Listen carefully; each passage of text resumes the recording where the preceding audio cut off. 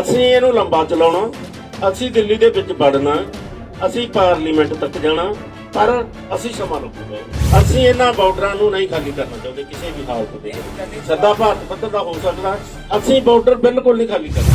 737 ਜ਼ਿਲ੍ਹੇ ਆ, 700 ਜ਼ਿਲ੍ਹੇ ਦੇ ਵਿੱਚ ਟ੍ਰੇਨਾਂ ਰੁਕ ਜਾਣਗੀਆਂ। ਇਹ ਛੋਟੀ ਗੱਲ ਥੋੜ੍ਹਾ। ਹੁਣ ਪਤਾ ਲੱਗੂਗਾ 26 ਤਰੀਕ ਨੂੰ ਇਹੋ ਜਿਹਾ ਬੰਦ ਹੁੰਦਾ। ਅਸੀਂ ਅੱਜ ਵੀ ਕਹਿੰਦੇ ਹਾਂ ਕਿ ਠੋਕ ਵਜਾ ਕੇ ਮੁਕੰਮਲ ਬੰਦ ਹੋਊਗਾ। ਅਸੀਂ ਇਹ ਕਹਿੰਦੇ ਜਦੋਂ ਸਰਕਾਰ ਡਰੀ ਹੋਈ ਤਾਂ ਉਦੋਂ ਇਹ ਕਾਨੂੰਨ ਰੱਦ ਕਰੂਗੀ। ਸਾਡਾ ਸਵਾਲ ਨਹੀਂ ਸਰਕਾਰ ਡਰੀ ਹੋਈ ਹੈ, ਅਸੀਂ ਤਾਂ ਕਹਿੰਦੇ ਅੜੀ ਹੋਈ ਹੈ। ਪੰਜਾਬ ਦੇ ਵਿੱਚ ਬਹੁਤ ਸਾਰੇ, ਹਰਿਆਣੇ ਦੇ ਵਿੱਚ ਬਹੁਤ ਸਾਰੇ ਜਿਹੜੇ ਲੋਕ ਹੈ ਜਿਹੜੇ ਜ਼ਮੀਨਾਂ ਦੇ ਮਾਲਕ ਨਹੀਂ, ਠੇਕੇ ਉੱਪਰ ਲੈ ਕੇ ਉਹ ਖੇਤੀ ਕਰਦੇ ਆ। ਤੇ ਉਹ ਜਿਹੜੇ ਠੇਕੇ ਵਾਲੇ ਲੋਕ ਨੇ ਉਹ ਮਤਲਬ ਬਾਹਰਲੀਆਂ ਕੰਟਰੀਆਂ ਦੇ ਵਿੱਚ ਬੈਠੇ ਨੇ ਤੇ ਉਹਨਾਂ ਦੀਆਂ ਜ਼ਮੀਨਾਂ ਤੇ ਖੇਤੀ ਅਸੀਂ ਕਰਦੇ ਆ। ਇਹਦਾ ਮਤਲਬ ਇਹ ਹੋਊਗਾ ਕਿ ਸਾਡੇ ਪਾਸ ਉਹ ਕਾਗਜ਼ਾਤ ਨਹੀਂ ਹੋਣਗੇ ਤੇ ਸਾਡੀ ਜਿਹੜੀ ਫਸਲ ਹੈ ਉਹ ਨਹੀਂ ਮਿਲੇਗੀ। ਸਾਰੇ ਪ੍ਰੈਸ ਵਾਲੇ ਸਾਥੀਆਂ ਦਾ ਬਹੁਤ ਬਹੁਤ ਧੰਨਵਾਦ ਜਿਹੜਾ ਸਾਡੇ ਪ੍ਰੋਗਰਾਮ ਨੂੰ ਲਗਾਤਾਰ ਲੋਕਾਂ ਤੱਕ ਲਿਜਾਣ ਦੇ ਲਈ ਵੱਡਾ ਯੋਗਦਾਨ ਪਾ ਰਹੇ ਆ। ਅਸੀਂ ਸੰਯੁਕਤ ਮੋਰਚੇ ਵੱਲੋਂ ਉਹਨਾਂ ਦਾ ਧੰਨਵਾਦ ਕਰਦੇ ਹਾਂ। ਅੱਜ ਸੰਯੁਕਤ ਮੋਰਚੇ ਦੀ ਮੀਟਿੰਗ ਹੋਈ ਹੈ। ਮੀਟਿੰਗ ਦੇ ਵਿੱਚ ਅਸੀਂ ਕਈ ਪ੍ਰੋਗਰਾਮ ਐਲਾਨੇ ਆ। ਸਭ ਤੋਂ ਪਹਿਲਾਂ 15 ਮਾਰਚ ਨੂੰ ਡੀਜ਼ਲ, ਪੈਟਰੋਲ, ਗੈਸ ਜਿਹੜੀ ਸਮਾਨਾਂ ਨੂੰ ਛੂਹ ਰਹੀ ਹੈ, ਆਮ ਲੋਕਾਂ ਦੀ ਪਹੁੰਚ ਤੋਂ ਬਾਹਰ ਹੁੰਦਾ ਜਾ ਰਿਹਾ। ਇਹਨਾਂ ਦੇ ਵਿਰੋਧ ਦੇ ਵਿੱਚ ਨਾਲ ਕਾਰਪੋਰੇਟ ਤੇ ਨਿੱਜੀਕਰਨ ਵਿਰੋਧੀ ਦਿਨ, ਖਾਸ ਕਰਕੇ ਜਿਹੜਾ ਰੇਲਵੇ ਦਾ ਨਿੱਜੀਕਰਨ ਹੋ ਰਿਹਾ ਹੈ, ਉਹ ਟ੍ਰੇਡ ਯੂਨੀਅਨਾਂ ਦੇ ਨਾਲ ਜਿਹੜੀਆਂ ਰੇਲਵੇ ਦੀਆਂ ਉਹਨਾਂ ਨਾਲ ਮਿਲ ਕੇ ਅਸੀਂ ਉਹਨਾਂ ਦੀ ਪੂਰੀ ਸਪੋਰਟ ਕਰ ਰਹੇ ਹਾਂ। ਸਾਂਝਾ ਪ੍ਰੋਗਰਾਮ ਇਹ 15 ਤਰੀਕ ਨੂੰ ਅਸੀਂ ਕਰ ਰਹੇ ਹਾਂ। ਸਾਰੇ ਜਿਹੜੇ ਰੇਲਵੇ ਵਾਲੇ ਆ ਤੇ ਨਾਲ ਜਿਹੜੇ ਸਾਡੇ ਸੰਯੁਕਤ ਮੋਰਚੇ ਵਾਲੇ ਕਿਸਾਨ ਹੋਣਗੇ, ਉਹ ਰੇਲਵੇ ਸਟੇਸ਼ਨਾਂ ਤੇ ਜਾ ਕੇ ਉਹਨਾਂ ਨੂੰ ਬਣਾਇਆ ਹੋਇਆ ਵਿਰੋਧ ਕਰਨ ਦਾ, ਤੇ ਨਾਲ ਅਸੀਂ ਜਿਹੜੇ ਮੰਗ ਪੱਤਰ ਜਿੱਥੇ ਐਸਡੀਐਮ ਨੂੰ ਦਿੱਤਾ ਜਾਂਦਾ ਐਸਡੀਐਮ ਨੂੰ, ਤੇ ਜਿੱਥੇ ਡੀਸੀ ਨੂੰ ਦਿੱਤਾ ਜਾਂਦਾ ਡੀਸੀ ਨੂੰ, ਤੇ ਬਾਕੀ ਜੋ ਮੋਰਚੇ ਪੰਜਾਬ ਦੇ ਵਿੱਚ ਚੱਲ ਰਹੇ ਆ ਉਹਨਾਂ ਮੋਰਚਿਆਂ ਤੇ ਵੀ ਇਹ ਜਿਹੜਾ 15 ਮਾਰਚ ਹੈ ਡੀਜ਼ਲ, ਗੈਸ, ਪੈਟਰੋਲ ਤੇ ਨਿੱਜੀਕਰਨ ਦੇ ਵਿਰੁੱਧ ਇਹ ਦਿਨ ਅਸੀਂ ਮਨਾ ਰਹੇ ਹਾਂ। 17 ਮਾਰਚ ਨੂੰ ਸਾਂਝੀ ਇੱਕ ਮੀਟਿੰਗ ਅਸੀਂ ਸੱਦੀ ਹੈ, ਜਿਹਦੇ ਵਿੱਚ ਆਲ ਇੰਡੀਆ ਲੈਵਲ ਦੀਆਂ ਜਿਹੜੀਆਂ ਟ੍ਰੇਡ ਯੂਨੀਅਨ ਨਾਲ ਟਰੱਕ ਆਪਰੇਟਰ, ਬੱਸਾਂ ਵਾਲੇ,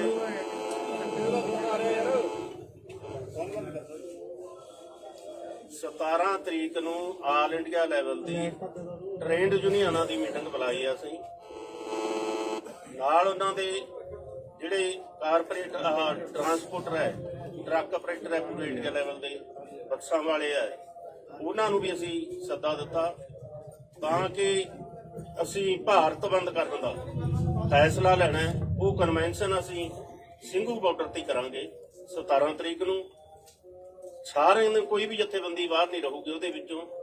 ਸਾਰਿਆਂ ਨੂੰ ਪਤਾ ਲੱਗ ਚੁੱਕਾ ਹੈ ਕਿ ਇਹ ਸਿਰਫ ਤੇ ਸਿਰਫ ਕਿਸਾਨ ਮੋਰਚਾ ਨਾ ਰਹਿ ਕੇ ਇਹ ਜਨ ਮੋਰਚਾ ਬਣ ਚੁੱਕਾ ਹੈ, ਜਨ ਅੰਦੋਲਨ ਬਣ ਚੁੱਕਾ ਹੈ। ਇਸ ਲਈ ਅਸੀਂ ਸਾਰੇ ਉਹ ਜਨ ਅੰਦੋਲਨ ਨੂੰ ਇਹਦੇ ਵਿੱਚ ਸ਼ਾਮਲ ਕਰਨ ਦੇ ਲਈ ਇਹ ਮੀਟਿੰਗ ਅਸੀਂ ਬੁਲਾਈ ਹੈ 17 ਤਰੀਕ।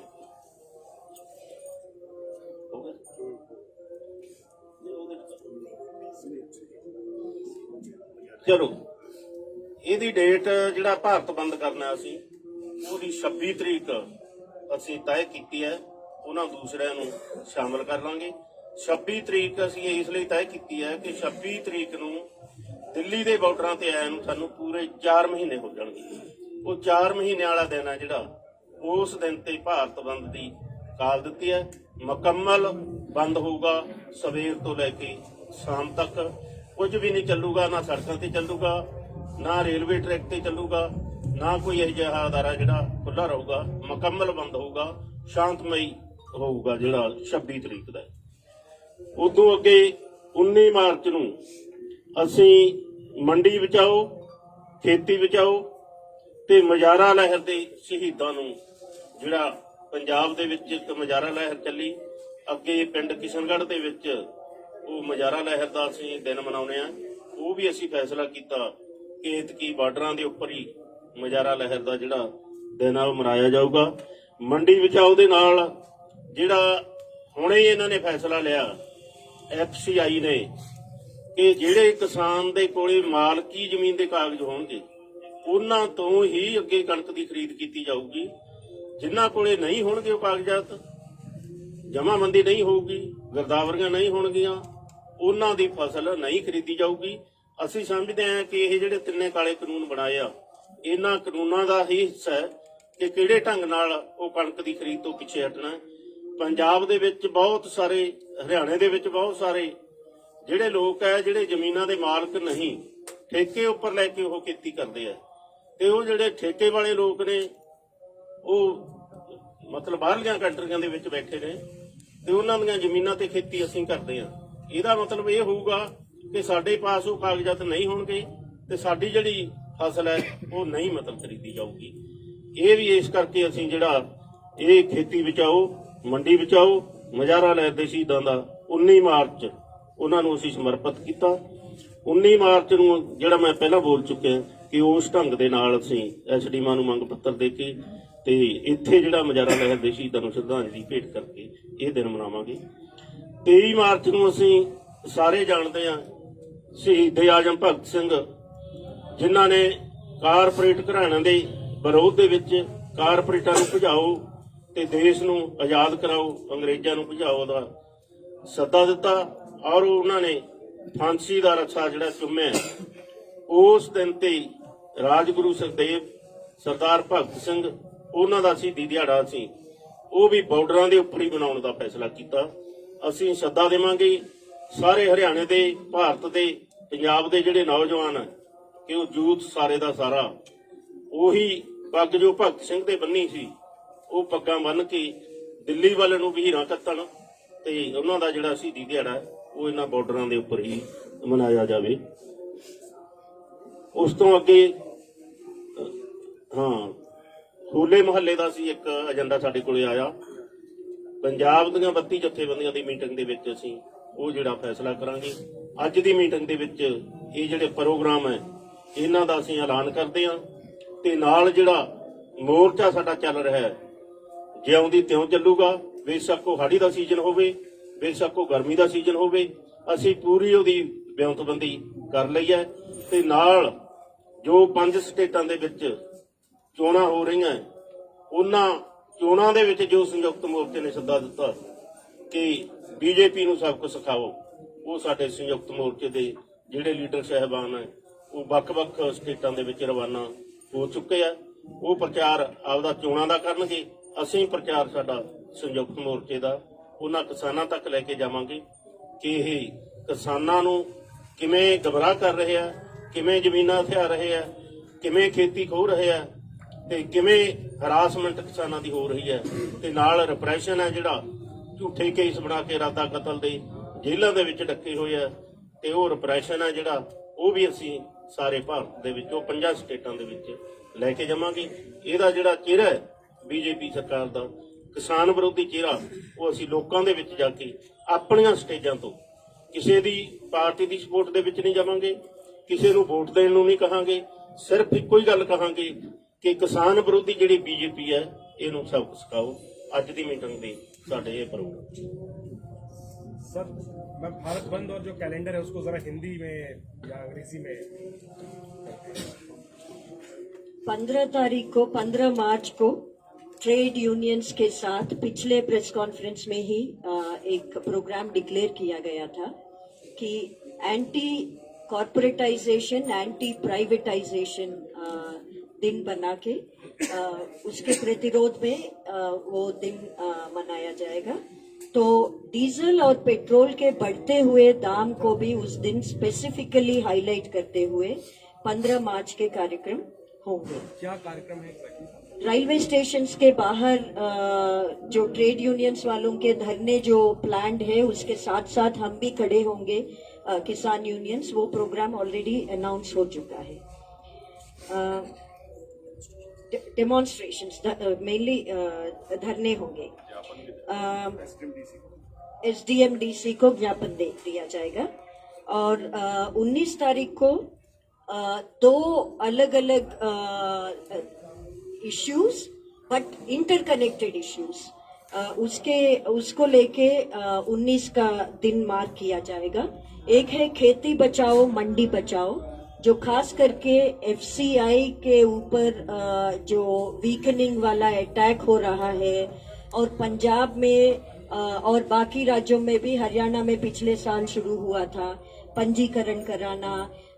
This is directly related to landless tenants को क्या खतरे हैं आगे जाके प्रोक्योरमेंट रेजिम में, वो हाईलाइट करते हुए मुजारा लहर का शहादत जो हुआ था उसी दिन, ये दोनों दे आर कनेक्टेड, वो हाईलाइट करते हुए 19 तारीख को मंडियों के पास भी धरने वो सब होंगे, और ये देश भर में होगा।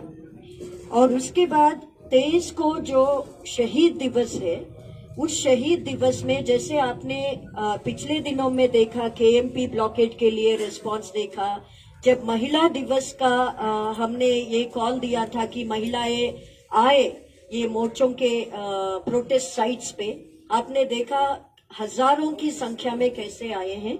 ऐसे ही शहीद दिवस पे हमारा कॉल है कि देश के युवा ये प्रोटेस्ट साइट्स पे पहुंचे, वो है 23 तारीख का। और 26 तारीख को ऑल ओवर इंडिया, वो हाँ, शहीद दिवस तो ऑल ओवर इंडिया होगा, जैसे 19 का भी ऑल ओवर इंडिया है। 26 को है भारत बंद सुबह से शाम तक, और उस भारत बंद का प्रिपरेशन में हम 27 मार्च को एक इंटरनल मीटिंग भी करेंगे, कई सारे 17 मार्च को अलग अलग यूनियंस के साथ, ट्रांसपोर्टर्स एसोसिएशंस के साथ, अलग अलग लोगों के साथ, और 28 को होली के दिन ये 3 कानून को जलाया जाएगा। ये है कार्यक्रम। मैं वहां से माइक घुमाऊं प्रधान जी। साथियों, हमने बहुत विस्तार से मूल्यांकन किया कि आंदोलन की क्या स्थिति है। हम समझते हैं कि आंदोलन का किसानों का गुस्सा इन सवालों पर बढ़ रहा है।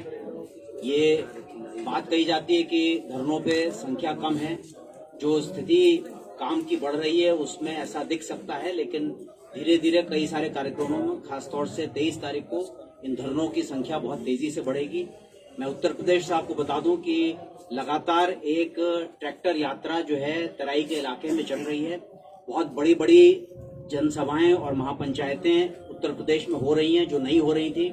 लखनऊ के अंदर एक पक्का मोर्चा लगातार बैठा हुआ है, काकोरी के अंदर, पूर्वी उत्तर प्रदेश के अंदर बड़ी बड़ी महासभाएं हो रही हैं, इलाहाबाद में हुई, आज बलिया में हुई है। तो इस तरह से ये आंदोलन पूरे उत्तर प्रदेश के अंदर फैल रहा है, इस इलाके में जहां पर बहुत दमन था और आंदोलन के बढ़ने की स्थिति नहीं थी। ये बात प्रतिबद्धता के साथ हम कह सकते हैं कि किसानों का गुस्सा तीनों कानून को वापस कराने, बिजली बिल का सवाल तेजी से बढ़ा है पेट्रोल डीजल रसोई गैस के साथ, और टोल का जो वसूली ज्यादा तेजी से की जा रही है, दुगना रेट ले लिया जाता है और ऑटोमेटिकली फास्टैग से कट जाता है। ये एक सवाल हमारे प्रचार का बड़ा सवाल होगा और हम देश भर में टोल फ्री करने की तरफ बढ़ेंगे।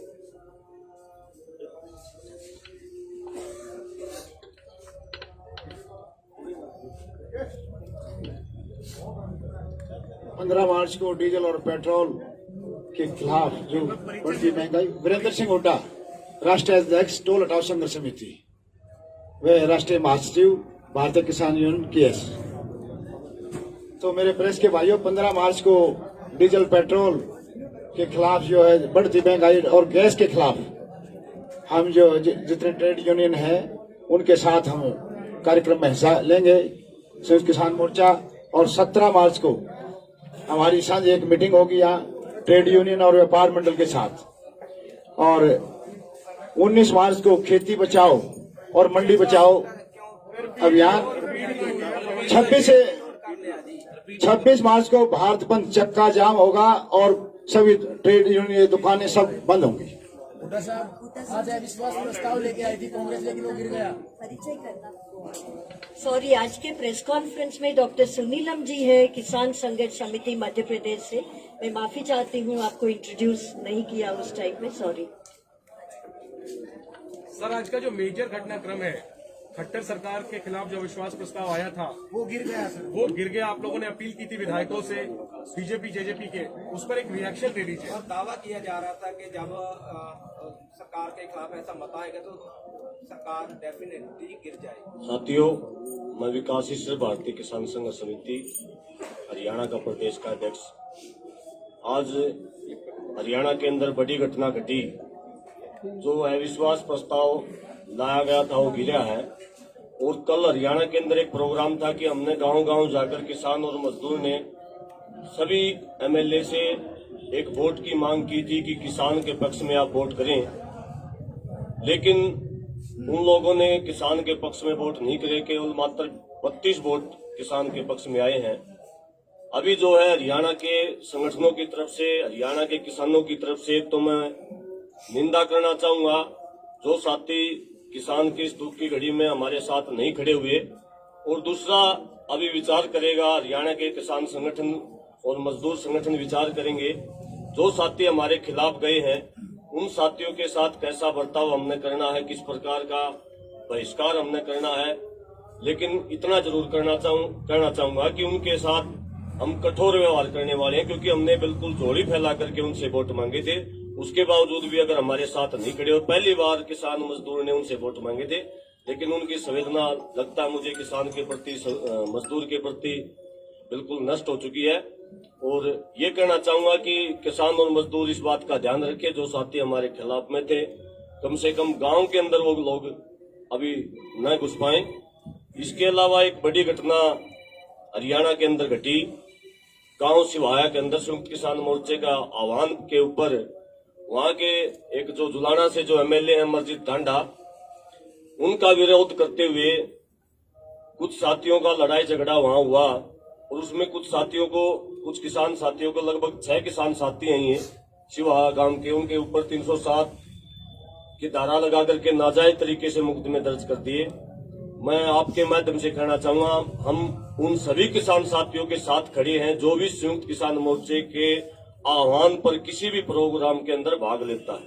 और मैं सरकार को, हरियाणा सरकार को कहना चाहूंगा कि सरकार इस किसान आंदोलन को दबाने की, कुचलने की कोशिश ना करे। जितना आप आंदोलन को दबाएंगे उतना ही मुखर ये आंदोलन होने वाला है। और आगे जो भी हरियाणा के अंदर होगा वो आप लोग देखेंगे। बहुत दुखी है आज किसान। 281 किसान हमारे मर चुके हैं, उसके बावजूद भी ना तो एक शब्द बोल रहे हो, ना ही वो वोट भी नहीं दे सकते। कुछ किसान, जो कुछ एमएलए ये कह रहे थे कि हम इस्तीफा भी दे देंगे, लेकिन ये इस्तीफे की बात नहीं थी, केवल वोट की बात थी। वो जो छुपे हुए मुखौटा डाले हुए एमएलए थे जो किसान और मजदूर को गुमराह कर रहे थे, इस अविश्वास प्रस्ताव के माध्यम से सारे किसान और मजदूर के सामने आके उनका असली चेहरा के बाद बीजेपी को कितना बल मिला है, क्योंकि किसान संगठन और विरोधी लगातार कह रहे थे कि सरकार गिर जाएगी, बीजेपी को पहला झटका हरियाणा से मिलेगा, तो अब बल तो मिलेगा ना कहीं ना कहीं बीजेपी की। देखिए, कोई बल नहीं मिल रहा, हमें कोई, वैसे भी हमें कोई उम्मीद नहीं है बीजेपी के नेताओं से किसी, क्योंकि जो एक शब्द बोलने के लिए तैयार नहीं, वो वोट भी नहीं गिर सकता। लेकिन हमने नैतिकता दिखाई, उनसे हमारे बार बार वोट लिए, लाखों बार हमने वोट दिया उनको, लाखों वोट देके एमएलए बनाया, और वो वोट गिरने का अधिकार भी किसान और मजदूर ने दिया। उसके बावजूद भी हमने नैतिकता के आधार पर उनसे वोट की मांग की थी। वो अगर वोट वो नहीं देते तो उनकी नैतिकता के आधार पर उनको, वैसे भी ये लोकतंत्र नाम की चीज बची नहीं, नैतिकता के आधार पर वैसे भी वो हमें तो मारी ओढ़ के तो एमएलए रहे, कोई मजबूती नहीं। आपने फैलाकर उनसे बात की कि हमें वोट दो, तो उन्होंने आपकी बात नहीं मानी। क्या किसान जत्थेबंदियों की हार माना जाए इसे?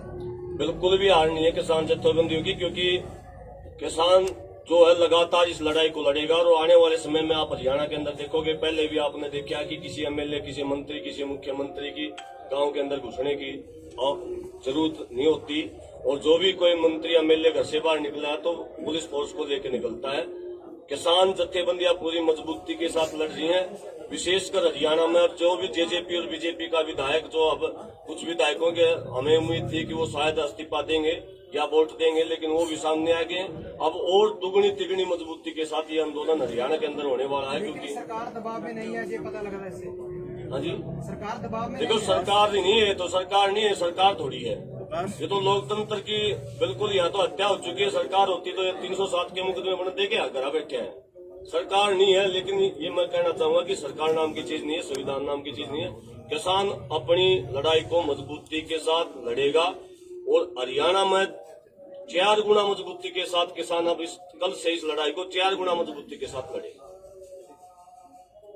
ਬੂਟਾ ਸਿੰਘ ਜੀ ਕਿਸ ਆਧਾਰ ਤੇ ਕਿਸ ਥੋੜਾ ਜਿਹਾ ਜੋ ਇਹਨਾਂ ਨੇ ਸਵਾਲ ਕਰਿਆ ਨਾ, ਦੇਖੋ ਇਸੇ ਨਾਲ ਹੀ ਜੁੜਿਆ ਸਵਾਲ ਆ ਜੀ, ਇਸੇ ਨਾਲ ਹੀ ਜੁੜਿਆ ਜੋ ਕਿਸਾਨ ਆਗੂ ਲਗਾਤਾਰ ਦਾਅਵਾ ਕਰ ਰਹੇ ਸੀ ਪਿਛਲੇ ਲੰਬੇ ਸਮੇਂ ਤੋਂ ਕਿ ਜੇਕਰ ਅਜਿਹਾ ਕੋਈ ਵਿਸ਼ਵਾਸ ਨਾ ਹੋਏਗਾ ਤਾਂ ਸਰਕਾਰ ਟੈਕਸ ਨਹੀਂ ਦਿੱਤੇਗੀ।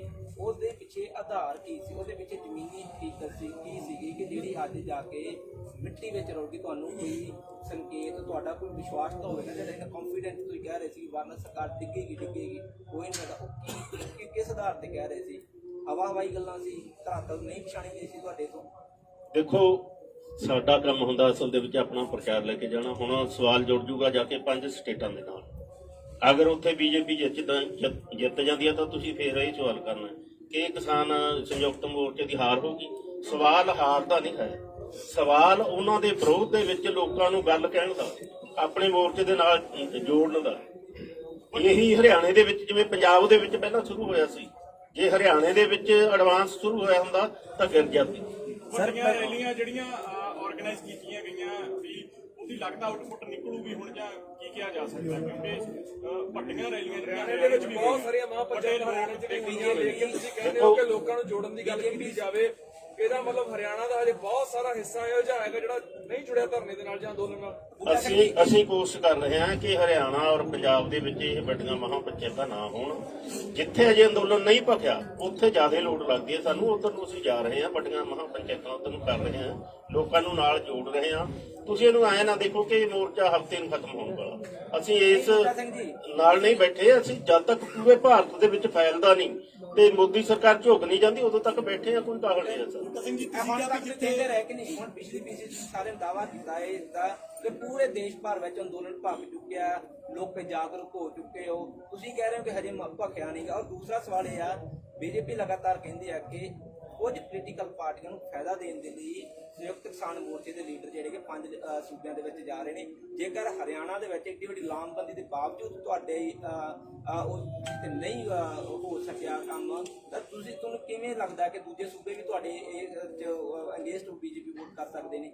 ਇੱਥੇ ਤੁਸੀਂ ਕਹਿੰਦੇ ਹਰਿਆਣਾ ਨਹੀਂ ਜਾਗਿਆ ਸੀ, ਇੱਕ ਪਾਸੇ ਕਹਿੰਦੇ ਹਰਿਆਣਾ ਪੂਰੀ ਤਰ੍ਹਾਂ ਉੱਠ ਕੇ ਨਾਲ ਆ ਗਿਆ, ਬਲਕਿ ਹਰਿਆਣਾ ਦਾ 25 ਨਵੰਬਰ ਤੋਂ ਹੀ ਬੈਰੀਕੇਡ ਹਟਾਉਣ ਦੇ ਵਿੱਚ ਜਾਗਿਆ ਹੋਇਆ।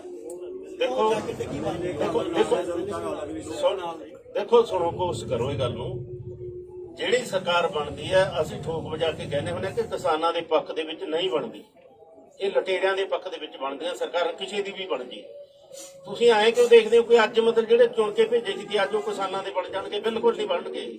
ਉਹਨਾਂ ਤੇ ਦਬਾਅ ਹੁੰਦਾ ਹੈ, ਦਬਾਅ ਦੇ ਵਿੱਚ ਜਿਵੇਂ ਪੰਜਾਬ ਸਰਕਾਰ ਨੇ ਫੈਸਲੇ ਕੀਤੇ ਆ, ਦਬਾਅ ਜਦੋਂ ਬਣ ਜਾਂਦਾ ਉਹ ਫੈਸਲੇ ਕਰ ਲੈਂਦੇ ਆ। ਬੀਜੇਪੀ ਕੀ ਕਹਿੰਦੀ ਹੈ? ਬੀਜੇਪੀ ਤਾਂ ਬਹੁਤ ਕੁਝ ਕਿਹਾ, ਨਕਸਲਗੀ ਉਹਨੇ ਕਿਹਾ, ਫਰਜੀ ਵੀ ਉਹਨੇ ਕਿਹਾ, ਖਾਲਸਤਾਨੀ ਉਹਨੇ ਕਿਹਾ, ਵਿਚੋਲਗੇ ਉਹਨੇ ਕਿਹਾ, ਕੀ ਨਹੀਂ ਕਿਹਾ ਬੀਜੇਪੀ ਨੇ? ਸਾਨੂੰ ਬੀਜੇਪੀ ਬਹੁਤ ਕੁਝ ਕਹਿੰਦੀ ਹੈ। ਪਰ ਸਰ ਗੁਰਨਾਮ ਸਿੰਘ ਜਰੂਰੀ ਜੀ ਪਹਿਲਾਂ ਜਿਵੇਂ ਹਰਿਆਣਾ ਦੇ ਲੀਡਰਾਂ ਨਾਲ ਮੀਟਿੰਗਾਂ ਕਰ ਰਹੇ ਸੀ, ਤੁਹਾਨੂੰ ਨਹੀਂ ਲੱਗਦਾ ਕਿ ਉਹਨਾਂ ਨੂੰ ਰੋਕਿਆ ਗਿਆ ਗਲਤ ਰਿਹਾ? ਜੇ ਨਾ ਰੋਕਿਆ ਜਾਂਦਾ ਸ਼ਾਇਦ ਅੱਜ ਫੈਸਲੇ ਹੋਰ ਹੋ ਸਕਦੇ, ਤੁਹਾਡੇ ਹੱਕ ਦੇ ਵਿੱਚ ਆ ਸਕਦੇ। ਦੇਖੋ ਜੋ ਕੋਈ ਅਸੂਲ ਬਣਾਉਂਦਾ ਨਾ, ਨੀਤੀ ਪਾਲਿਸੀ ਬਣਦੀ ਆ, ਉਹਦੇ ਤੇ ਪਹਿਰਾ ਦੇਣਾ ਬਹੁਤ ਜ਼ਰੂਰੀ ਹੈ ਸਾਡੇ ਲਈ। ਸਾਡੇ ਲਈ ਜੇ ਇੱਕ ਦੋ ਥਾਵਾਂ ਤੇ ਕਿਤੇ ਹਾਰ ਹੋ ਜੂ ਏਡੀ ਵੱਡੀ ਗੱਲ ਨਹੀਂ ਹੈ। ਵੱਡੀ ਗੱਲ ਸੰਯੁਕਤ ਮੋਰਚਾ ਇੱਕ ਰਹਿੰਦਾ ਜਾਂ ਨਾ ਰਹਿੰਦਾ, ਸਭ ਤੋਂ ਵੱਡੀ ਗੱਲ ਪੋਲੀਟੀਕਲ ਬੰਦੇ ਦੀ ਗੱਲ ਹੁੰਦੀ ਹੈ ਜੀ। ਹਨਨ ਮੌਲਾ ਜੀ ਕਿਹਾ ਗਿਆ, ਜਿਵੇਂ ਵੀਰ ਦਾ ਕੁਐਸਚਨ ਸੀ ਉਹਦੇ ਨਾਲ ਜੁੜੇ ਕੁਐਸਚਨ ਹੈ ਵੀ ਪੋਲੀਟੀਕਲ ਲੋਕਾਂ ਨਾਲ ਜਦੋਂ ਮੀਟਿੰਗ ਕੀਤੀ ਜਾਂਦੀ ਹੈ ਤੇ ਚੁਣੀ ਜੀ ਨੂੰ ਵਰਜਾ ਜਾਂਦਾ, ਸਸਪੈਂਡ ਕਰ ਦਿੱਤਾ ਜਾਂਦਾ ਇੱਕ ਵਾਰ। ਹੁਣ ਲੋਕ ਆਵਾਜ਼ ਚੁੱਕ ਰਹੇ ਆ ਵੀ ਹਨਨ ਮੌਲਾ ਜੀ ਵੀ ਪੋਲੀਟੀਕਲ ਨੇ ਜਾਂ ਹੋਰ ਯਾਦਵ ਜੀ ਨੂੰ ਲੈ ਕੇ ਵੀ ਵਾਰ-ਵਾਰ ਗੱਲ ਚੁੱਕੀ ਜਾਂਦੀ ਹੈ, ਉੱਥੇ ਕੀ ਸਪਸ਼ਟੀਕਰਨ? ਦੇਖੋ ਪੋਲੀਟੀਕਲ ਤਾਂ ਅਸੀਂ ਸਾਰੇ ਹਾਂ, ਕਦੇ ਨਹੀਂ ਕਹਿੰਦੇ ਅਸੀਂ ਗੈਰ ਸਿਆਸੀ। ਅਸੀਂ ਕਿਸਾਨਾਂ ਨੂੰ, ਲੋਕਾਂ ਨੂੰ ਜਨ ਅੰਦੋਲਨ ਬਣਾ ਕੇ ਲੁੱਟ ਤੋਂ ਬਚਾਉਣਾ ਸਾਡੀ ਸਿਆਸਤ ਹੈ। ਇਹਨਾਂ ਨੇ ਵੋਟਾਂ ਲੈ ਕੇ ਰਾਜ ਕਰਕੇ ਲੋਕਾਂ ਨੂੰ ਲੁੱਟਣਾ ਤੇ ਕਾਰਪੋਰੇਟ ਘਰਾਣੇ ਦੇ ਪੱਖ 'ਚ ਪਹੁੰਚਣਾ ਉਹਨਾਂ ਦੀ ਸਿਆਸਤ ਹੈ। ਅਸੀਂ ਕਦੋਂ ਕਹਿੰਦੇ ਅਸੀਂ ਗੈਰ ਸਿਆਸੀ? ਪਰ ਉਹ ਦੋ ਨਾਮ ਵੋਟਾਂ ਦੀ ਸਿਆਸਤ ਅਸੀਂ ਕਹਿੰਦੇ ਆ ਕਿ ਜਿਹੜੀਆਂ ਪੋਲੀਟੀਕਲ ਪਾਰਟੀਆਂ ਜਿਹੜੀਆਂ ਚੋਣਾਂ ਲੜ ਰਹੀਆਂ ਉਹਨਾਂ ਨੂੰ ਸਟੇਜ ਦੇ ਨੇੜੇ ਨਹੀਂ ਲੱਗਣ ਦੇਵਾਂਗੇ, ਉਹਨਾਂ ਨੂੰ ਇਹਦੀ ਵਰਤੋਂ ਨਹੀਂ ਕਰਨ ਦੇਵਾਂਗੇ, ਸਿਆਸੀ ਰੋਟੀਆਂ ਨਹੀਂ ਸਿੱਖਣ। ਸਵਾਲ ਇਹ ਆ, ਸਭ ਨੂੰ ਪਤਾ ਕਿ ਪੱਛਮੀ ਬੰਗਾਲ ਦਾ ਧੁਰਾ ਜਿਹੜਾ ਹੈਗਾ ਉਹ ਹੈਗਾ ਕਮਿਊਨਿਸਟ ਹੈਗਾ, ਉੱਥੇ ਜਿਹੜੇ ਖੱਬੇ ਪੱਖੀ ਬੋਲਬਾਲਾ ਰਿਹਾ ਹੁਣ ਤੱਕ ਹੈਗਾ। ਤਾਂ ਹੁਣ ਇਸ ਲਈ ਜਿਹੜੀ ਆ ਉੱਥੇ ਬੈਕਬੋਨ ਬਣਾਉਣ ਦੀ ਕੋਸ਼ਿਸ਼ ਕੀਤੀ ਜਾ ਰਹੀ ਕਿ ਉੱਥੇ ਸੈੱਟ ਬੈਕ ਨਾ ਲੱਗੇ ਉਹ ਵੋਟ ਨੂੰ। ਇਸ ਲਈ ਜ਼ਿਆਦਾਤਰ ਪ੍ਰੈਸ਼ਰ ਸੰਯੁਕਤ ਕਿਸਾਨ ਮੋਰਚੇ ਤੇ ਉਹਨਾਂ ਲੀਡਰਾਂ ਦਾ, ਇੱਥੇ ਜਿਹੜੇ ਲੀਡਰਾਂ ਦਾ ਪਿਛੋਕੜ ਜਾਂ ਹੁਣ ਵੀ ਜਿਹੜੇ ਰੈਲੇਬਲ ਜਿਹੜੇ ਉਹ ਖੱਬੇ ਪੱਖੀਆਂ ਨਾਲ ਉਹ ਕਹਿੰਦੇ ਆ ਕਿ ਅਸੀਂ ਉੱਥੇ ਜਾ ਕੇ ਸਾਨੂੰ ਇਹੋ ਜਿਹੇ ਪ੍ਰੋਗਰਾਮ ਕਰਨੇ ਚਾਹੀਦੇ ਨੇ। ਕਿ ਲੱਗਦਾ ਕਿ ਕਿਤੇ ਨਾ ਕਿਤੇ ਇੱਕ ਵਾਰ ਫਿਰ ਦੇਸ਼ ਦੀ ਰਾਜਨੀਤੀ ਵਿੱਚ ਉਹ ਖੱਬੇ ਪੱਖੀ ਜਿਹੜੀ ਚਾਰਧਾਰਾ ਡਾਊਨ ਹੋ ਗਈ ਜਾਂ ਸੈਟਬੈਕ ਲੱਗਾ ਉਹਨੂੰ ਬਚਾਉਣ ਦੀ ਕੋਸ਼ਿਸ਼ ਹੋ ਰਹੀ ਹੈ ਸੰਯੁਕਤ ਕਿਸਾਨ ਮੋਰਚੇ ਦੇ ਬਹਾਨੇ। ਦੇਖੋ, ਕਿਸੇ ਲੋਕਾਂ ਦਾ ਇਹ ਨਿੱਜੀ ਤੌਰ ਤੇ ਕਿਸੇ ਦਾ ਵਿਚਾਰ ਹੋ ਸਕਦਾ ਹੈ। ਸੰਯੁਕਤ ਮੋਰਚੇ ਦਾ ਅਜਿਹਾ ਕੋਈ ਵਿਚਾਰ ਨਹੀਂ ਹੈ ਕਿ ਇਹਨੂੰ ਪੋਲੀਟੀਕਲ ਰੰਗਤ ਦਿੱਤੀ ਜਾਵੇ। ਮੈਂ ਪਹਿਲਾਂ ਹੀ ਸਪਸ਼ਟ ਕਰ ਚੁੱਕਿਆ ਕਿ ਜਿਹੜੇ ਵੀ ਦੂਸਰੀਆਂ ਸਟੇਟਾਂ ਵਿੱਚ ਅਸੀਂ ਗਏ ਹਾਂ ਉਹਨਾਂ ਦਾ ਮਨੋਰਥ ਇਹ ਨਹੀਂ ਹੈ ਕਿ ਕਿਸੇ ਦੀ ਸਪੋਰਟ ਕਰਨਾ। ਮਨੋਰਥ ਅਸੀਂ ਠੋਕ ਕੇ ਹਰਾ ਸਕਦੇ ਹਾਂ ਆਪਦੀ ਗੱਲ ਲਿਜਾ ਕੇ, ਸਾਨੂੰ ਪੂਰਾ ਮੌਕਾ ਮਿਲ ਜੇ। ਹੁਣ ਤਾਂ ਸਾਨੂੰ ਸਮਾਂ ਥੋੜਾ ਮਿਲਿਆ। ਪੰਜਾਬ ਦੇ ਵਿੱਚ ਅਜਿਹਾ ਕੁਝ ਹੁੰਦਾ ਹੋਵੇ ਤਾਂ ਅਸੀਂ ਕਹਿ ਸਕਦੇ ਸੀ। 5 ਮਹੀਨੇ ਹੋ ਗਏ ਸੀ ਚੱਲਦਿਆਂ ਨੂੰ ਉੱਥੇ, ਪਰ ਜਿੱਥੇ ਅਜੇ ਅੰਦੋਲਨ ਹੋਣੇ ਹੀ ਗਿਆ, ਤੁਸੀਂ ਕਿਹਾ ਕਿ ਪਹਿਲਾਂ ਵੀ ਤੁਸੀਂ ਕਿਹਾ ਭਾਰਤ ਪੱਧਰ ਤੇ ਫੈਲ ਗਿਆ। 737 ਜ਼ਿਲ੍ਹੇ ਆ, 700 ਜ਼ਿਲ੍ਹੇ ਦੇ ਵਿੱਚ ਟ੍ਰੇਨਾਂ ਰੁਕ ਜਾਣਗੀਆਂ। ਇਹ ਛੋਟੀ ਗੱਲ ਥੋੜਾ। ਹੁਣ ਪਤਾ ਲੱਗੂਗਾ 26 ਤਰੀਕ ਨੂੰ ਕਿਹੋ ਜਿਹਾ ਬੰਦ ਹੁੰਦਾ। ਅਸੀਂ ਅੱਜ ਵੀ ਕਹਿੰਦੇ ਆ ਕਿ ਠੋਕ ਵਜਾ ਕੇ ਮੁਕੰਮਲ ਬੰਦ ਹੋਊਗਾ। ਫਿਰ ਥੋੜਾ ਜਿਹਾ ਸਵਾਲ ਨਿਕਲ ਆਉਣਾ ਕਿ ਜੀ ਫਲਾਨਾ ਪਾਸਾ ਜਿਹਾ ਰਹਿ ਗਿਆ। ਦੇਖੋ, ਵੱਖ-ਵੱਖ ਸਟੇਟਾਂ ਦੇ ਵਿੱਚ ਵੱਖ-ਵੱਖ ਕੰਮ ਧੰਦੇ ਆ। ਕਿਤੇ ਵਾਢੀ ਸ਼ੁਰੂ ਹੋ ਗਈ ਹੈ, ਕਿਤੇ ਅਜੇ 20 ਦਿਨਾਂ ਨੂੰ ਹੋਣੀ ਹੈ। ਇਹ ਸਾਰਾ ਕੁਝ ਨਾ ਚੱਲ ਜਾਂਦਾ ਹੁੰਦਾ। ਸਾਥੋਂ ਪੰਜਾਬ ਹੀ ਨਹੀਂ ਲੋਟ ਆਉਂਦਾ। 3 ਜ਼ੋਨਾਂ ਦੇ ਵਿੱਚ ਵੰਡਿਆ ਹੋਇਆ। ਅਸੀਂ ਝੋਨਾ ਲਾ ਲੈਂਦੇ ਆ, ਦੂਜੇ ਅਜੇ ਵਿਹਲੇ ਬੈਠੇ ਹੁੰਦੇ ਆ। ਅਸੀਂ ਕਹਿੰਦੇ ਐਜੀਟੇਸ਼ਨ ਕਰੀ, ਉਹ ਕਹਿੰਦੇ ਹੁੰਦੇ ਅਸੀਂ ਬਾਸਮਤੀ ਲਾਉਣੇ ਆ। ਇਹ ਥੋੜ੍ਹੀਆਂ ਜਿਹੀਆਂ ਪ੍ਰੋਬਲਮਾਂ ਹੈਗੀਆਂ। ਇਹ ਤਾਂ ਭਾਰਤ ਆ ਬਹੁਤ ਵੱਡਾ, ਕਿਤੇ ਰਹਿ ਵੀ ਸਕਦਾ। ਆ ਹੁਣ ਜਿੱਥੇ ਇਲੈਕਸ਼ਨਾਂ ਹੋ ਰਹੀਆਂ ਉੱਥੇ ਪੂਰਾ ਸਾਰੇ ਹੀ ਆਪਾਂ ਜਾਣਦੇ ਆ ਕਿ ਇੱਕ ਵਾਰ ਜਿਹੜਾ ਚੋਣ ਬੁਖਾਰ ਹੈ ਉਹ ਸਾਰਿਆਂ ਨੂੰ ਚੜ ਜਾਂਦਾ ਹੈ। ਇਸ ਕਰਕੇ ਕਿਤੇ ਫਰਕ ਰਹਿ ਸਕਦਾ। ਜਿਹੜੇ ਤੁਸੀਂ ਗੱਲ ਕੀਤੀ ਆ, ਕੋਈ ਆંકੜੇ ਹੈਗੇ ਨੇ ਤੇ ਸੰਯੁਕਤ ਕਿਸਾਨ ਮੋਰਚੇ ਦੇ ਕੋਲ? ਕਿਉਂਕਿ ਯੂਪੀ ਦੇ ਵਿੱਚ ਨਹੀਂ ਬੰਦ ਕੀਤਾ ਗਿਆ, ਉੱਤਰਾਖੰਡ ਦੇ ਵਿੱਚ ਰੇਲਾਂ ਨਹੀਂ ਰੋਕੀਆਂ ਗਈਆਂ, ਦਿੱਲੀ ਦੇ ਵਿੱਚ ਨਹੀਂ ਰੋਕੀਆਂ ਗਈਆਂ, ਤਾਂ ਇਹ ਤਾਂ ਹੈ ਨਹੀਂ ਕਿ 3 ਰਾਜਾਂ ਦੇ ਵਿੱਚ 36 ਜ਼ਿਲ੍ਹੇ ਨੇ। ਸਾਨੂੰ ਅੰਕੜੇ ਦੱਸਣ ਵਾਲਾ ਮੀਟ ਗਿਆ ਸੀ ਜਿਹੜਾ ਉੱਥੇ ਜਾ ਕੇ। ਨਹੀਂ, ਪਰ ਤੁਹਾਡੇ ਕੋਲ 700 ਜਿਹੜੇ ਪਹੁੰਚੇ ਨੇ, ਹਾਂ, ਕਿਤੇ ਪਹੁੰਚੇ ਹੋਣਗੇ। ਸਾਡੇ ਸੰਯੁਕਤ ਮੋਰਚੇ ਦੀ ਮੀਟਿੰਗ ਦੇ ਵਿੱਚ ਇਹ ਅੰਕੜਾ ਪਹੁੰਚਿਆ ਕਿ 700 ਜ਼ਿਲ੍ਹਿਆਂ ਦੇ ਵਿੱਚ ਬੰਦ। ਤੁਸੀਂ ਕਿਹਾ ਵੀ ਅਸੀਂ ਜਿਹੜੇ ਆ ਸਿਆਸੀ ਜਿਹੜਾ ਭਾਰਤ ਬੰਦ ਹੈ, ਦਿੱਲੀ ਦੇ ਵਿੱਚ, ਦਿੱਲੀ ਦੇ ਅੰਦਰ ਜਾਓਗੇ ਕਿ ਨਹੀਂ ਜਾਓਗੇ? ਕਿਉਂਕਿ 26 ਤੋਂ ਬਾਅਦ ਦਿੱਲੀ ਤੋਂ ਕਿਨਾਰਾ ਕਰਕੇ ਬੈਠੇ। ਕਿਉਂਕਿ ਜਦੋਂ 6 ਫਰਵਰੀ ਨੂੰ ਉਹਦੇ ਕਹਿੰਦੇ ਦਿੱਲੀ ਨਾਲ ਦੇਖੋ, ਇਹ ਕਹਿਣਾ ਕਿ 26 ਤੋਂ ਬਾਅਦ ਤੁਸੀਂ ਕਿਨਾਰਾ ਕਰਕੇ ਬੈਠੋ। ਅਸੀਂ ਹੁਣ ਤੱਕ ਐਮਪੀ ਰੋਕ ਕੇ ਹਟੇ ਆ। ਇਹ ਨਹੀਂ ਕਹਿਣਾ ਚਾਹੀਦਾ ਕਿ ਉਦੋਂ ਬਾਅਦ ਕਿਨਾਰਾ ਕੀਤਾ ਹੋਇਆ। ਅਸੀਂ ਸੁਣੋ ਨਾ, ਮੇਰੀ ਗੱਲ ਸੁਣੋ। ਅਸੀਂ ਇਹਨਾਂ ਬਾਰਡਰਾਂ ਨੂੰ ਨਹੀਂ ਖਾਲੀ ਕਰਨਾ ਚਾਹੁੰਦੇ ਕਿਸੇ ਵੀ ਹਾਲਤ ਦੇ। ਸਦਾ ਭਾਰਤ ਪੱਧਰ ਦਾ ਹੋ ਸਕਦਾ, ਅਸੀਂ ਬਾਰਡਰ ਬਿਲਕੁਲ ਨਹੀਂ ਖਾਲੀ ਕਰਨਾ ਚਾਹੁੰਦੇ। ਇਹ ਸਾਡਾ ਇੱਕ ਮਨੋਰਥ ਹੈ ਕਿ ਬਾਰਡਰਾਂ ਨੂੰ ਖਾਲੀ ਨਾ ਕੀਤਾ ਜਾਵੇ। ਤੁਹਾਡੇ ਜਿਹੜਾ ਅੰਦੋਲਨ ਦਾ ਅਸਰ ਉਹ ਦਿੱਲੀ ਦੇ ਅੰਦਰ ਹੋਊਗਾ ਕਿ ਨਹੀਂ? ਰਾਜਧਾਨੀ ਤੇ ਹੋਊਗਾ। ਰਾਜਧਾਨੀ ਵਿੱਚ ਹੋਊਗਾ। ਚੱਕਾ ਜਾਮ ਜਿਹੜਾ 4 ਘੰਟੇ ਦਾ ਸੀ ਉਹ ਵੀ ਤੁਸੀਂ ਸਮਝਦੇ ਕਰਨਾ। ਦੇਖੋ, ਐਮਪੀ ਦੇ ਉੱਪਰਲਾ ਰੋਡ ਦੇਖੋ, ਵਾਲਾ ਚੱਲਦਾ ਪਿਆ। ਦੇਖੋ, ਮੀਡੀਆ ਨੂੰ ਨਵੀਂ ਗੱਲ ਚੰਗੀ ਲੱਗਦੀ ਹੁੰਦੀ ਹੈ। ਅਸੀਂ ਇਹਨੂੰ ਲੰਬਾ ਚਲਾਉਣਾ, ਅਸੀਂ ਦਿੱਲੀ ਦੇ ਵਿੱਚ ਵੜਨਾ, ਅਸੀਂ ਪਾਰਲੀਮੈਂਟ ਤੱਕ ਜਾਣਾ, ਪਰ ਅਸੀਂ ਸਮਾਂ ਲੱਗੂਗਾ ਉਹਨੂੰ। ਤੁਹਾਨੂੰ ਐ ਕਿ ਕੱਲ ਨੂੰ ਖਾਣਾ ਲਾ ਕੇ ਜਿਹੜਾ ਤੁਹਾਡਾ ਪਾਰਲੀਮੈਂਟ ਤੱਕ ਜਾਣਾ, ਉਹ ਟਕੈਤ ਸਾਹਿਬ ਵਾਲਾ ਲੱਖਾਂ ਟਰੈਕਟਰ ਲੈ ਕੇ ਜਾਣਾ, ਗੱਦੇ ਲਾਉਣ ਵਾਲਾ ਜਾਣਾ, ਕੋਈ ਵੱਖਰਾ ਜਾਣਾ? ਦੇਖੋ, ਇਹ ਅਜੇ ਪਲਾਨ ਨਹੀਂ ਕੀਤਾ ਸੀ। ਮੈਂ ਕਹਿ ਰਿਹਾ ਕਰਾਂਗੇ, ਜਿਹੜੇ ਕਰਾਂਗੇ ਕਹਿ ਰਹੇ ਆ ਲੱਖਾਂ ਟਰੈਕਟਰ ਲੈ ਜਾਵਾਂਗੇ, ਉਹ ਹੋ ਸਕਦਾ ਉਹ ਹੋਵੇ। ਉਹ ਕਿਸੇ ਦਾ ਵਿਅਕਤੀਗਤ ਹੋ ਸਕਦਾ ਹੈ। ਜੇ ਸੰਯੁਕਤ ਮੋਰਚੇ ਦੀ ਇਹ ਫੈਸਲਾ ਨਹੀਂ ਹੈ ਕਿ ਲੱਖਾਂ ਟਰੈਕਟਰ ਸਵਾਲ ਦਾ ਜਿਹੜਾ ਪਾਰਲੀਮੈਂਟ ਮੇਰੇ ਵਿੱਚ ਸਾਥੀ ਨੇ ਪੁੱਛਿਆ, ਤੁਸੀਂ ਜਵਾਬ ਤਸੱਲੀ ਬਖਸ਼ ਨਹੀਂ ਦੇ ਪਾਏ। ਸਾਡਾ ਸਵਾਲ ਹੈ ਕਿ 6 ਜਦੋਂ ਟ੍ਰੇਨਾਂ ਰੋਕੀਆਂ ਗਈਆਂ, 6 ਮਾਰਚ ਨੂੰ 6 ਫਰਵਰੀ ਪੂਰਾ ਪ੍ਰੋਗਰਾਮ ਦਿੱਤਾ ਗਿਆ। ਦਿੱਲੀ ਦੇ ਵਿੱਚ ਇਸ ਦਾ ਕੋਈ ਨਹੀਂ ਸੀਗਾ। ਚੱਕਾ ਜਾਮ ਦਾ ਕੀਤਾ ਦਿੱਲੀ ਦੇ ਵਿੱਚ ਜੇ ਕੋਈ। ਤੁਸੀਂ ਰਾਜਧਾਨੀ ਦਿੱਲੀ ਨੂੰ ਭਾਰਤ ਦੇ ਹਿੱਸੇ 'ਚ ਮੰਨਦੇ ਹੋ ਕਿ ਨਹੀਂ? ਫਿਰ ਉੱਥੇ ਪ੍ਰੋਗਰਾਮ ਕਿਉਂ? ਜੇ ਪੂਰੇ ਭਾਰਤ 'ਚ ਇੰਨੇ ਪੂਰਾ ਪ੍ਰੋਗਰਾਮ, ਫਿਰ ਦਿੱਲੀ ਕਿਉਂ ਛੱਡ ਦਿੰਦੇ ਹੋ? ਇਹਦੇ ਪਿੱਛੇ ਕਾਰਨ ਕੀ ਹੈ? ਦਿੱਲੀ ਕਿਉਂ ਛੱਡ ਦਿੰਦੇ ਹੋ? ਜੇ ਚੱਕਾ ਜਾਮ ਦਿੱਲੀ ਦੇ ਵਿੱਚ ਕਿਉਂ ਨਹੀਂ ਹੋ ਸਕਦਾ ਸੀ? ਰੇਲਾਂ ਦਿੱਲੀ ਦੇ ਵਿੱਚ ਕਿਉਂ ਨਹੀਂ ਰੁਕੀਆਂ? 26 ਨੂੰ ਅਸੀਂ ਦਿੱਲੀ ਦੇ ਵਿੱਚ ਗਏ ਆ। ਸਾਨੂੰ ਤੁਸੀਂ ਇਹ ਕਹਿ ਨਹੀਂ ਸਕਦੇ ਕਿ ਨਹੀਂ ਇਹ ਤੋਂ ਜਾਂਦੇ। ਬਾਅਦ ਦੇ ਪ੍ਰੋਗਰਾਮ ਸੁਣੋ ਨਾ, 26 ਤੋਂ ਬਾਅਦ ਤੁਹਾਨੂੰ ਕਿਉਂ ਨਹੀਂ ਪਤਾ ਕਿ ਹਾਲਤ ਕਿਹੋ ਜਿਹੀ ਬਣੀ ਆ? ਉਹ ਹਾਲਤ ਵੀ ਸੰਭਾਲਣੀ ਸੀ ਨਾ। ਇੱਕ ਵਾਰ ਜਿਹੜਾ ਮੋੜ ਆਇਆ, ਗੱਡੀ ਲੀਹੋਂ ਲੈਂਦੀ ਸੀ, ਨਹੀਂ ਲੈਣ ਦਿੱਤੀ ਅਸੀਂ। ਇਹ ਸੰਭਲ ਕੇ ਇੱਕ ਪਾਲਸੀ ਸੀ ਬੀਜੇਪੀ ਦੀ ਪੂਰੀ ਇਹਨੂੰ ਲੀਹੋਂ ਲਾ ਕੇ, ਇਹਨੂੰ ਹਿੰਦੂ ਸਿੱਖ ਦਾ ਮਸਲਾ ਬਣਾ ਕੇ ਇੱਥੇ ਦਿੱਲੀ ਦੇ ਵਿੱਚ ਦੰਗੇ ਕਰਾ ਦਗੇ।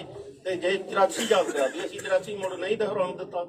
ਉਸ ਤੋਂ ਬਾਅਦ ਕੋਸ਼ਿਸ਼ਾਂ ਕੀਤੀਆਂ ਇਹਨਾਂ ਨੇ 2-3 ਦਿਨ, ਫਿਰ ਵੀ ਅਸੀਂ ਮਤਲਬ ਤੋਂ ਚੁਕੰਨੇ ਰਹੇ, ਨਹੀਂ ਬਣ ਦਿੱਤਾ ਉਹ। ਦੇਖੋ, ਉਹ ਹਾਲਤ ਨੂੰ ਸਾਹਮਣਾ ਹੁੰਦਾ ਹੈ। ਕੋਈ ਹਾਲਤ ਅਜਿਹੇ ਬਣ ਜਾਂਦੇ। ਜਿਹੜਾ ਬੰਦ ਹੋਊਗਾ ਉਹ ਦਿੱਲੀ ਦੇ ਵਿੱਚ ਬੰਦ ਹੋਊਗਾ ਜਾਂ ਨਹੀਂ ਹੋਊਗਾ? ਦਿੱਲੀ 'ਚ ਵੀ 18 ਮਾਰਚ ਦਾ ਹਮਾਰੀ ਮਾਫ ਪੱਕਾ ਨਹੀਂ ਹਲੇ ਕੋਸ਼ਿਸ਼ ਦਿੱਲੀ ਦੇ ਵਿੱਚ ਬੰਦ ਹੋਊਗਾ ਜਾਂ ਜਿਹੜਾ ਨਹੀਂ ਬਣਾਉਣਾ, ਅਸੀਂ ਬਣਾਉਣਾ, ਬਣਾਵਾਂਗੇ, ਕੋਸ਼ਿਸ਼ ਕਰਾਂਗੇ। ਤਾਂ ਇੱਕ ਮੇਰਾ ਹੋਰ ਸਵਾਲ ਆ ਜੀ, ਜਿੱਦਾਂ ਤੁਸੀਂ ਕਿਹਾ ਵੀ ਸਰਕਾਰ ਸਟੇਜ ਤੋਂ ਵੀ ਸਾਰਾ ਦਿਨ ਹੀ ਕਹਿੰਦੇ ਨੇ ਵੀ ਸਰਕਾਰ ਡਰੀ ਹੋਈ ਆ, ਕੰਬ ਗਈ ਆ, ਥੋੜਾ ਨੇੜੇ ਆ। हम लोग प्रोग्राम्स के ऊपर बात ਅਸੀਂ ਪ੍ਰੋਗਰਾਮ ਦੀ ਗੱਲ ਕਰ ਰਹੇ ਹਾਂ, ट्रेडिशनल ਅਸੀਂ ਪ੍ਰੋਗਰਾਮ ਦੀ ਗੱਲ ਕਰ ਰਹੇ ਹਾਂ। ਮੇਰਾ ਸਵਾਲ ਇਹ ਹੈ, ANI ਨੇ ਸੋਰਸ ਹੈਗਾ, 2 ਮੁੰਡੇ ਜਿਹੜੇ ਆ ਸਿੱਖ ਨੌਜਵਾਨ ਬੀਤੀ ਰਾਤ ਹੀ ਚੁੱਕੇ ਆ ਲਾਲ ਕਿਲੇ ਦੀ ਘਟਨਾ 'ਚ, ਤਾਂ ਕੀ ਪ੍ਰਭਾਵ ਆ? ਪਿਛਲੀਆਂ ਦੀਆਂ ਜੇ ਜ਼ਮਾਨਤਾਂ ਹੋਈਆਂ ਨਹੀਂ, ਪੁਲਿਸ ਨਵੇਂ ਬੰਦੇ ਚੱਕ ਰਹੀ ਆ, ਤਾਂ ਸਰਕਾਰ ਕਿੰਨੀ ਕੁ ਡਰੀ ਹੋਈ? ਕਹਿੰਦੇ ਕਿ ਸਰਕਾਰ ਡਰ ਚੁੱਕੀ ਆ। ਅਸੀਂ ਇਹ ਕਹਿੰਦੇ ਜਦੋਂ ਸਰਕਾਰ ਡਰੀ ਹੋਈ ਤਾਂ ਉਦੋਂ ਇਹ ਕਾਨੂੰਨ ਰੱਦ ਕਰੂਗੀ। ਸਾਡਾ ਸਵਾਲ ਨਹੀਂ ਸਰਕਾਰ ਡਰੀ ਹੋਈ ਹੈ, ਅਸੀਂ ਤਾਂ ਕਹਿੰਦੇ ਅੜੀ ਹੋਈ ਹੈ। ਅੜੀਅਲ ਵਤੀਰਾ ਫਰਜ਼ਾਂ ਦੇ ਖਿਲਾਫ ਕਿਸੇ ਰਾਜੇ ਦਾ, ਕਿਸੇ ਪ੍ਰਧਾਨ ਮੰਤਰੀ ਦਾ ਅਜਿਹਾ ਵਤੀਰਾ ਨਹੀਂ ਹੋਣਾ ਚਾਹੀਦਾ ਜੇ ਉਹ ਪੜਾ ਰਹੀ ਹੈ ਬੀਜੇਪੀ। ਮੇਰਾ ਸਵਾਲ ਇਹ ਹੈ ਜੀ, ਪੁਲਿਸ ਅਜੇ ਵੀ ਮੁੜ ਤੋਂ ਮੁੰਡੇ ਚੁੱਕਣ ਦੀ ਜਿਹੜੀ ਪ੍ਰਕਿਰਿਆ ਇਹਨਾਂ ਨੇ ਸ਼ੁਰੂ ਕਰਤੀ ਹੈ, ਤੇ ਤੁਸੀਂ ਕਿਹਾ ਨਾ ਦੇਖੋ ਪੁਲਿਸ ਦਾ ਕੰਮ ਕੀ ਹੈ? ਪੁਲਿਸ ਦਾ ਕੰਮ ਤਾਂ ਜਿਹੜੇ ਬੰਦੇ ਨਾ ਘਰੋਂ ਖੇਤ ਤੇ ਖੇਤੋਂ ਘਰ ਸਾਰੀ ਉਮਰ ਜਾਂਦੇ ਰਹੇ ਉਹਨਾਂ ਨੂੰ ਨੋਟਿਸ ਗਏ ਹੋਏ ਆ। ਜਿਹੜੇ ਦਿੱਲੀ ਦਾ ਨਾਮ ਵੀ ਨਹੀਂ ਜਾਣਦੇ, ਬਾਰਡਰ ਕੀ ਹੈ, ਟਿਕਰੀ ਬਾਰਡਰ ਕੀ ਹੈ, ਉਹਨਾਂ ਨੂੰ ਵੀ ਨੋਟਿਸ ਗਏ ਹੋਏ ਆ ਕਿ ਤੁਸੀਂ ਲਾਲ ਕਿਲੇ ਤੇ ਕਿਉਂ। ਇਹ ਹੁਣ ਪੁਲਿਸ ਦਾ ਕੰਮ ਹੈ, ਪੁਲਿਸ ਨੇ ਝੂਠ ਦੇ ਪਲੰਦੇ ਬਣਾਉਣੇ ਹੁੰਦੇ ਆ, ਝੂਠੇ ਚੱਕ ਕੇ ਦਹਿਸ਼ਤ ਪਾਉਣੀ ਹੁੰਦੀ ਆ। ये अनएक्सपेक्टेड नहीं है, FIRs में एंड थाउजेंड्स अननोन ऐसा लिखा हुआ था, तो और लोगों को, मगर सिर्फ 7 लोग बचे हैं, उनका भी बेल एप्लीकेशन मूव किया। पर मैडम उन्होंने और उठाने शुरू कर दिए हैं, रात को उठाए हैं। हमको एक्सपेक्टेड है वो तो पुलिस ने ਤਾਂ ਕੰਮ ਹੁੰਦਾ, ਪੁਲਿਸ ਨੇ ਚੱਕਣੀ ਹੈ। ਪੁਲਿਸ ਸਾਡੇ ਸਾਰਿਆਂ ਦੇ ਪਰਚੇ ਆ, ਜਿਹੜਾ ਦਾਇਰ ਚੱਕਣਗੇ। ਹਾਂ, ਤੋਂ ਜਿਹੜੇ ਪਹਿਲਾਂ ਜੇਲ੍ਹ 'ਚ ਗਏ ਸੀ 115 ਜਣਾਂ ਦੀਆਂ ਜ਼ਮਾਨਤਾਂ ਹੋ ਚੁੱਕੀਆਂ ਨੇ। ਪੁਲਿਸ ਨੇ ਹਜ਼ਾਰਾਂ ਅਣਪਛਾਤਿਆਂ ਦੇ ਜਿਹੜੇ ਪਰਚੇ ਦਰਜ ਕੀਤੇ ਨੇ। ਪੁਲਿਸ ਦਾ ਕੰਮ ਹੀ ਇਹ ਹੈ। ਜਿਹੜੇ 12 ਵਜੇ ਤੱਕ ਲਾਪਤਾ ਦਾ ਪਤਾ ਨਹੀਂ ਲੱਗਿਆ, ਉਹਨਾਂ ਦੇ ਵਾਲੀ ਵਾਰਸਾਂ ਨੂੰ ਕੀ ਜਵਾਬ ਦੇਗਾ? ਉਹਨਾਂ ਦੇ ਪਰਿਵਾਰਾਂ ਨੂੰ ਅਸੀਂ ਮਿਲ ਕੇ, ਠੀਕ ਹੈ, ਜਿਹੜੀ ਅਸੀਂ ਲੀਗਲ ਕਮੇਟੀ ਬਣਾਇਆ ਕਰਕੇ 12 ਨਹੀਂ 4 ਸਾਡੇ ਕੋਲ ਸਿਰਫ ਜਿਹੜੇ 4 ਨਾਮ ਨੇ। परसों पंगू साहब ने 12 नाम बोले, नहीं, 10 है, 6 पंजाब से, 4 हरियाणा से, 10 है। तो मगर जो अरेस्टेड वालों को रिलीज करने का काम में सिर्फ 7 है, उन 7 का बेल एप्लीकेशन भी किया गया। ਬੁਲਾਇਆ ਉਹਨਾਂ ਪਰਿਵਾਰਾਂ ਨੂੰ ਬੁਲਾਇਆ। ਉਹਨਾਂ ਆਪਣੇ ਪਰਿਵਾਰਾਂ ਨਾਲ ਮਿਲ ਕੇ ਉਹ 'ਚ ਹੈਵੀਐਸ ਕਾਰਪਸ ਦੀ ਰਿਟ ਹੋ ਸਕਦੀ ਜਾਂ ਹੋਰ ਜਿਹੜਾ ਲੀਗਲ ਵੀ ਹੋ ਸਕਦਾ ਕੱਢਾ। ਦੇਖੋ ਤੁਸੀਂ ਪੁਲਿਸ ਦੀ ਕਾਰਵਾਈ ਨੂੰ ਜਿਵੇਂ ਠੀਕ ਹੁੰਦਾ ਨਾ ਐ ਮੰਨ ਲੈਂਦੇ ਹੋ। ਤੁਸੀਂ ਤਾਂ ਜਾਣਦੇ ਹੋ ਤਿੰਨੇ। ਇੱਕ ਮਿੰਟ ਸੁਣੋ ਨਾ, ਮੇਰੇ ਤੇ 3 FIR ਦਰਜ ਕੀਤੇ 26 ਤਰੀਕ ਨੂੰ। ਗਾਜੀਪੁਰ ਵੀ ਇਹ ਸੀਗਾ, ਉੱਥੇ ਪੁਲਿਸ ਤੇ ਹਮਲਾ ਕੀਤਾ। ਸਿੰਘੂ ਬਾਰਡਰ ਤੇ ਸੀ, ਉੱਥੇ ਪੁਲਿਸ ਨੇ ਹਮਲਾ ਕੀਤਾ। ਟਿਕਰੀ ਬਾਰਡਰ ਸੀ। ਮੇਰੇ ਕੋਲ ਕਿਹੜਾ ਹੈਲੀਕਾਪਟਰ ਦਿੱਤਾ ਹੀ ਮੋਦੀ ਨੇ ਮੈਨੂੰ ਜਾਂ ਪੁਲਿਸ ਨੇ ਕਿ ਹੈਲੀਕਾਪਟਰ ਚੜਿਆ ਜਾ ਕੇ ਉੱਥੇ ਹਮਲਾ ਕਰਤਾ। ਇਹ ਤਾਂ ਬਾਤ ਦੇ ਬਤੰਗੜ ਝੂਠ ਦੇ ਪਲੰਦੇ ਪੁਲਿਸ ਨੇ ਬਣਾਉਣੇ। मैं इसमें जोड़ना चाहता हूं कि हम लोग जो भाजपा हराओ और कॉरपोरेट को सबक सिखाओ, क्योंकि जो पूरा संघर्ष है वो कॉरपोरेट के साथ है। एक तरफ मोदी सरकार के साथ है जिसने कानून लाया, दूसरी तरफ कॉरपोरेट के साथ है जिसके इशारे पर ये कानून लेके आया। तो उसको लेकर के पश्चिम बंगाल के अंदर भी 6 सभाएं हैं, उसके अंदर साथी जा रहे हैं संयुक्त किसान मोर्चे के, और फिर आसाम के अंदर भी जा रहे हैं। ये एक बात कहना चाहता हूं। दूसरी बात ये कहना चाहता हूं कि पूरे देश में तमाम लोगों ने मिट्टी सत्याग्रह का एक योजना बनाई है, और वो मिट्टी लेकर के अपने अपने गांव की यहाँ पर आकर के जो किसान यहाँ पर शहीद हुए हैं उनका शहीद स्मारक बनाने का उन्होंने संकल्प लिया है। वो मिट्टी लेकर के आ रहे हैं। गांधी जी ने जो 12 मार्च से 6 अप्रैल तक का जो किया था दांडी मार्च, उनसे प्रेरणा लेकर के 100 साल पहले जो असहयोग आंदोलन हुआ था उससे प्रेरणा लेकर के लोग चले हैं। उसकी केवल आपको मैं सूचना देने का काम कर रहा हूं। मध्य प्रदेश के अंदर संयुक्त संघर्ष मोर्चे ने ये तय किया है कि वो ये सभी कार्यक्रम करेगा। 52 जिलों के अंदर संयुक्त मोर्चा सक्रिय है और वहां पर ज्ञापन देने का काम भी किया जाएगा। मैं आपसे एक बात और जोड़ना चाहता हूं। आप नोट करिए कि 11 करोड़ टन सरकार ने कहा कि अनाज का उत्पादन है गेहूं का, और उसमें से केवल 4.5 करोड़ टन ही वो समर्थन मूल्य पे खरीदेंगे, जिसका मतलब ये है कि बाकी वो नहीं खरीदेंगे और वो पूरी लूट होगी। हम उस लूट का विरोध करते हैं। और ये जो आपको बताया गया कि हम मंडी बचाओ खेती बचाओ को लेके ज्ञापन देंगे, तो उसके अंदर मुख्य बात यह है, जैसे मध्य प्रदेश के अंदर अब तक जो पंजीयन हो गए, पंजीयन का काम बंद हो गया, लेकिन केवल 40% किसानों का पंजीयन हुआ है जिन्होंने गेहूं का उत्पादन किया। बाकी का पंजीयन इसलिए नहीं किया कि सर्वर डाउन था और उनका जो नक्शा खसरा था उसके साथ में जुड़ाव नहीं हो पाया। ये राजस्व विभाग की जिम्मेदारी है कि वो पंजीयन करे पूरे देश के किसानों की और सबका समर्थन मूल्य के ऊपर खरीद हो, ये बात कहना चाहता। ਕਾਫੀ ਸਮਾਂ ਹੋ ਗਿਆ, ਅਸੀਂ ਵੀ ਜਾਣਾ ਟਿੱਕਰੀ ਬਾਰਡਰ ਤੇ। ਸਾਰਿਆਂ ਦਾ ਬਹੁਤ ਬਹੁਤ ਧੰਨਵਾਦ ਕਰਦੇ। 5 ਚੈਨਲ ਪੰਜਾਬੀ ਹੁਣੇ ਸਬਸਕ੍ਰਾਈਬ ਕਰੋ, ਬੈਲ ਆਈਕਨ ਤੇ ਕਲਿੱਕ ਕਰੋ।